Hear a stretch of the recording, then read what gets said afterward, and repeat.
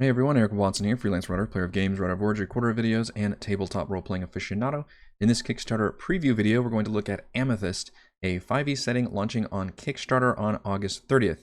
This preview has been sponsored by the publisher. If you enjoy my videos, consider supporting me via patreon.com/roguewatson. What is Amethyst? Amethyst is a sci-fi and fantasy mashup that has been designed for multiple rule systems, I believe beginning with third edition, has also included Pathfinder, Savage Worlds, and then fourth edition, and most recently fifth edition. This Kickstarter is specifically for the third volume in the series, which is Amethyst Revelations, which adds new races, sub-races, feats, backgrounds, classes, weapons, magic items, monsters, and lore, and specifically expands the world building beyond just what was formerly known as North and South America.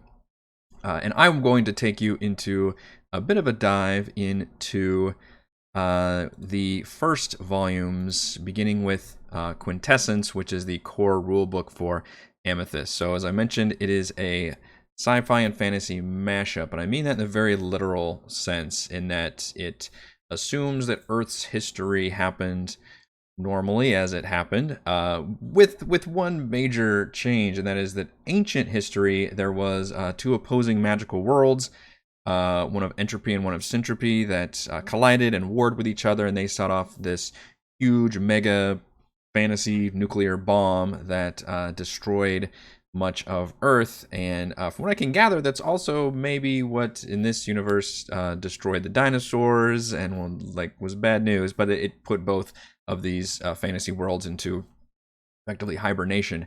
But then another bomb goes off at some point when mankind has reached, near future levels, a little bit beyond where we're at, to where we have a lot of neat, fun future toys to play with. And all of a sudden, all those fantasy worlds are back, and very violently, various parts of the planet are just replaced with like fantasy forces and volcanoes and monsters and creatures. So picture our world in a near future, level of technology, and all of a sudden vast swaths of it are just replaced by fantastical elements. There's like dragons roaming around, giant monsters, like the whole shebang, and then we've got, elves and dwarves, but they're not necessarily called elves and dwarves. The Quintessence actually does include a lot of its own Fey rules and interesting systems where the Fey are actually kind of degrading over time, as opposed to mankind, which is, always kind of getting more advanced. The Fey is actually kind of declining, and thus end up with Fey, which are still, traditional kind of elf Fey, but then you've also got kind of monstrous orc Fey at the same time, and that's all the same, fantasy system. Basically, the first half of this 400-page rulebook volume covers history of the world, races, and classes. A whole bunch of information. And backgrounds also. The background section alone is like 40 pages long. There's a lot of really interesting races you can play, fantasy races, but a lot of the assumption is that most players are going to actually play from the technology standpoint. The way a lot of this content is written is from the viewpoint of the survivors of our own human setting, which are now basically holed up in these conclaves set around the world, these kind of advanced technological cities that have these giant walls and really keep out all the fantasy elements, called bastions. And then, but of course, we have to send forces out for various reasons and to go on missions, and that kind of where a lot of the adventuring takes place. Now, you can obviously play as a lot of these characters, and in fact, every traditional fantasy class, I think, except for Artificer, because it probably wasn't around when this was first done, and then Warlock, are represented as they call them Etchen class. Maybe I'm not pronouncing these correctly. There's Tekken and Etchen, or maybe Ekken, which is basically like the fantasy classes and the technology classes. And as you can see here, most of the fantasy classes are here: Barbarian, Bard, Cleric, Druid. There are some new subclasses that are created, mainly in the form of the fighter subclasses. It gets a whole bunch of love and multiple subclasses to work with. And then the actual Tekken classes are where you're going to get a lot of the new content, where you can play things like the Grounder, the Gunslinger, the Heavy, the Marshal, which is like your support commander, a martial artist, a medic, a sniper. And all the Tekken classes actually share subclasses. So instead of each one of these having its own subclass, Instead, you just have a list of tech subclasses that different classes can then take and mix and match. And obviously, some of them are made for it pretty heavily. Like there's a healing one for the medic and a good, focused, super shot one for the sniper. But you can mix and match a little bit as well. So just the amount of content alone, I mean, it basically takes the amount of classes in a traditional D&D 5e game and doubles them to include all of these tech-based classes. Is very, very cool and interesting.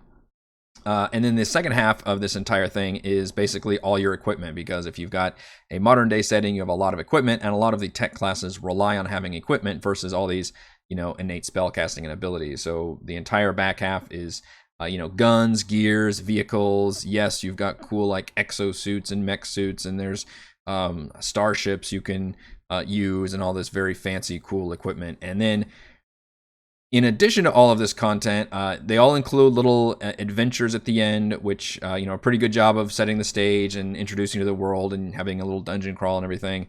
And they also interpose this novel, this narrative, kind of just among all the different chapters and everything, to where it actually, I was sent one of these novels, and I was like, I'm not going to read, a 400-page novel for this. But then I realized as I was skimming through, I was like, oh, wait a minute, I actually already read a good chunk of this novel, because if you go back to like the earliest pages, vast excerpts of this novel, here we go, are actually given kind of at the beginning of each chapter, and to where you're reading it going, holy crap, this is a lot. This is actually, this is not just a little, excerpt to set the stage. This is an entire story starring this one character who kind of comes of age in this world and has trauma and tragedy to deal with, and is a nice cipher for the audience to be introduced to the wider world. And again, a lot of the way this whole setting is written is that it kind of assumes that the players are going to be playing from that kind of closed off Tekken standpoint, where you're your own, maybe you're part of a soldier group or something. Maybe like one player is that special fantasy race that they're working with the other players, but it doesn't necessarily lend itself very well to the traditional D&D concept of a whole bunch of different kinds of characters and races and things coming together in a motley crew to go on these adventures. Instead, it kind of says, the story's going to work better for most cases if you're actually mostly from the tech side, and then you treat the fantasy stuff as the other and the wonder, and those are kind of the monsters and the NPCs and the characters that you are dealing with. That's not necessarily how you have to run it, but that's definitely the vibe I got from running it, which isn't necessarily a bad thing. It is a little bit more limiting than I would have liked, but that was kind of the whole vibe I got. Was the POV is definitely from the tech point of view, but there's a ton of content here. This one is all designed for 5e, and you can run easily an entire campaign with just this one core book that is Quintessence, which is the first of the series. And then the second one is Amethyst Factions, which, as I mentioned, expands everything, really the world building standpoint. It does include some new like sub races and subclasses and magic spells and monsters and all that. Most notably, it introduces a new race of technologically advanced humans, which are colonists from Mars, which was kind of a big surprise of this world setting. Is you weren't sure exactly when the fantasy stuff happened, so you didn't know at what point in humanity's future that this big event took place that caused the horrible apocalyptic scenario for humans. And it turns out it was actually a little bit farther in the future, to where we were actually colonizing Mars, and then the Martians, now they're known as Martians, I guess, are known as the Saints, and they come back to Earth and go like, WTF is going on with all these fantasy creatures and everything, and they've got a lot more advanced technology, and that's a very, very cool standpoint to add from here. And then this also gives you a really deep dive specifically into locations. It is an entire source setting book, basically breaking down all of, I think was it Canem or something, where it's whatever North and South America are referred to as now, has been replaced and has basically been given a whole bunch of different locations. There's floating castles. There's these animated giant stone heads. There's a great train that's kind of partially powered by magic that goes through the area. It's a lot of really interesting stuff going on. Southam and what's the other one called? Canam are the two, North and South America. And it's basically just a breakdown of different locations. You get little map excerpts in all these areas like these. You can recognize, okay, there's the western half of North America, but obviously everything is different now because it's all, half fantasy shit, and humanity is kind of on the ropes. So this gives you a very deep dive into world building specifically.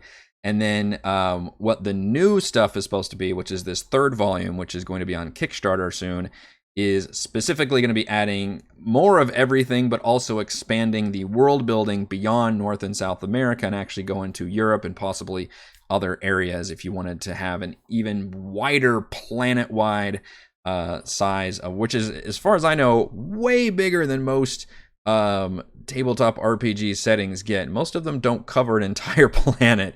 For the most part, you're getting like one landmass, maybe an Asia, Europe style landmass or a North America style landmass or something, which is, kind of what we got here, albeit this one is very, very large. And then with the third volume, it's going to be absolutely hilariously gigantic to where you could explore in here for years, as far as I'm aware, and never run enough content. They do all involve little adventures towards the end, which I found pretty nice, and they do a good job of, again, introducing you to this universe and, giving you some cool scenarios and vehicles and monsters to fight, and usually involving some kind of dungeon crawl. I believe this one is actually like a downed Saints, which are the Martian spaceship they get to crawl through, which is very fun. The only one that I was a little bit down on, and I'm not sure how you actually end up with this was just provided to me, which is called Hearts of Chaos. This one reminded me, size-wise, similar to maybe like a Lost Mine of Phandelver, where it's 50 pages long, but the actual adventure is only like 20 pages, because most of it is like giving you a Cliff Notes version of the rules, which is very much what kind of the D&D starter sets did, right? Your Icespire Peak and your Phandelver, to where it's like, all right, you can just have this one document ready to go, and that gives you enough to get going for the rules, and it gives you this full adventure. But unfortunately, I wasn't very impressed with this adventure. Specifically, it is definitely not a Phandelver, and it's really just a series of unfortunate events that the party goes on. They're rescuing their again, it's very much from the POV of a group of like soldiers who are going off on a mission. In this case, the mission is to bring back a commander who has apparently quit and joined the elves nearby, chaperons, whatever they're called. And it's just kind of a series of random encounters, basically. I mean, I like the obvious twist where it's like, oh, but he's, it's not like he's evil or desertion. I mean, he is desertion, but he's, joined their side and realized they need help, and he's helping them as best they can. And then the players can make kind of a choice on whether they want to help them or kill them. And hopefully the obvious choice is to help them, and then they can do a cool little dragon fight at the end. But it's mainly just a series of linear like encounters and events as you're going on. I think it really lacks a good dungeon crawl, unfortunately. But as I said, that's just a kind of separate adventure. I still think the Quintessence and Factions are both very impressive documents. The amount of content here is ridiculous. Each of these is 400 plus pages, and that's not including the separate novels, which are also included in the actual Kickstarter material, which we're going to kick over here now so we can kind of break down what all you can get with the this latest Amethyst Kickstarter run. So you can grab the PDF for just Revelations, which is the third volume of the book, which is listed here, for about, this is all in Canadian, so it's about $19 US. Or you can get all three RPG books, which are the ones I just showed you, Quintessence, Factions, and the new Revelations, for about $53 US. That is, again, each one of those is about 400 pages, so you're looking at 1,200 pages worth of content, which is hilariously ridiculous. You can also add the PDF novels, which apparently there are 3 of them. I've only looked at one of them, which was Aiden's Way, which is about half of which I think is included in Quintessence. But this allows you to read it as a full like novel format. And frankly, I thought it was pretty well written. Like I found myself reading it at first going, okay, I'm not with the Quintessence. I thought, okay, I'm not going to end up reading this whole thing. I'm just going to skim it. And by God, I read the whole freaking, whatever that excerpt is, probably like 20 pages or something of that opening line, because I was pretty intrigued about it. And the designer does an interesting thing where the designer is very aware of the tropes of the fantasy genre. And I think it's a careful line to walk where you are both aware of those tropes and yet you're also wanting to employ a lot of those concepts. So I think it does a pretty good job of that. There's not a whole lot of adventure content for me to base that on, but judging from the rulebook content, I feel like the designer has a pretty good handle on, why people enjoy fantasy stuff, how to embrace the stuff that we like without necessarily falling back into the more tiresome or problematic tropes that can be involved in there. So I thought the designer, at least for my foray into it, has a pretty good grasp on all of that. But I was pretty impressed about the novels. I have not read all 3 of the novels, but I think I've read probably enough of the maybe a first quarter of the first one, and I was pleasantly surprised because I didn't expect much to have, for a game designer, for a rulebook designer, and an adventure designer to be able to transform all of that into a compelling novel. And it does a good job of giving the audience, as I said, with Aiden's Way at least, the audience surrogate, where you're looking out through this character's eyes, this young man who is kind of exploring the fantasy and the wider world aspects of his world for the first time, which is pretty interesting. The delivery date for all of these digital goods are March 2023. And if you're interested in print versions, you can grab just Amethyst, which again is just the 3rd book if you've already got the other content, which I think you would need because I don't think it'd be equivalent to buying something like Xanathar's or Tasha's Cauldron of Everything without having the core rule book. So you kind of need, at least you need Quintessence, which is the first one. You don't necessarily need Factions. But it wouldn't make much sense to just get Revelations if you don't already have at least the first one. But you can get a print version of Amethyst for about $62 US. That does include the digital PDF. Thank you for doing that. Or you can get all 3 RPG books, Quintessence, Factions, and the upcoming Revelations for about $170 US. And again, all of that includes all digital PDFs. The delivery date for physical books is going to be March 2024, so just be aware that takes a little bit longer. I assume you would get the digital ones earlier, along with all the other folks getting digital goods. You just wouldn't get your physical books until a little bit later. But I'm excited. I think it's a cool system. For folks that have been watching my channel for D&D, I actually started DMing with Shadowrun because I loved that setting and that world for a lot of the same reasons of this one, is because it does a cool mashup of sci-fi and fantasy, right? But Shadowrun is specifically more cyberpunk, more noir.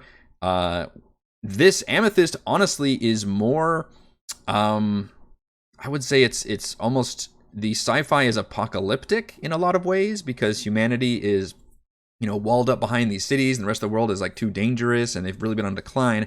And then the fantasy is kind of whatever you want it to be. Like, it's just pockets of all these fantasy worlds, and races are suddenly, all a part of the universe. So when I first looked at it, I thought, okay, how is this going to be different than Shadowrun or some of these other that meshes these two things? Yeah, because Amethyst is not original when it comes to that. But I honestly think it does a pretty good job of making its own unique mark, setting it apart from all these other settings. And as somebody who was still really interested in Shadowrun from that aspect, I think Amethyst has a lot to deliver. And I obviously think 5e is a great and easy way to mold these different world settings and maybe modified rules. And really, there's not even a lot of confusing rules about it. I think the most different one is like gears have different tier levels.